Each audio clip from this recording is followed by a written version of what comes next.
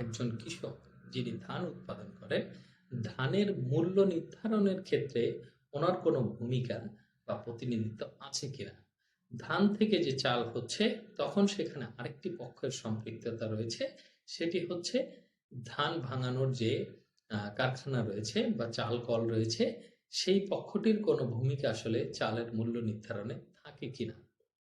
একই সঙ্গে আমরা যদি দেখি, এই পুরো উৎপাদন বন্টন ব্যবস্থা অর্থাৎ কৃষকের কাছ থেকে ভোক্তা পর্যন্ত পণ্যটি আসার যেই প্রক্রিয়াটি রয়েছে, সেই প্রক্রিয়ার মধ্যে বা সেই প্রক্রিয়ার সঙ্গে এই পরস্পর বিরোধী শক্তিগুলো বা পক্ষগুলো অর্থাৎ কৃষক, পরিবহন মালিক শ্রমিক, পাইকারি বিক্রেতা এবং খুচরা বিক্রেতা, এদের প্রত্যেকের স্বার্থটি পরস্পর বিরোধী, যেটিকে বলা হয় কনফ্লিক্ট অফ ইন্টারেস্ট।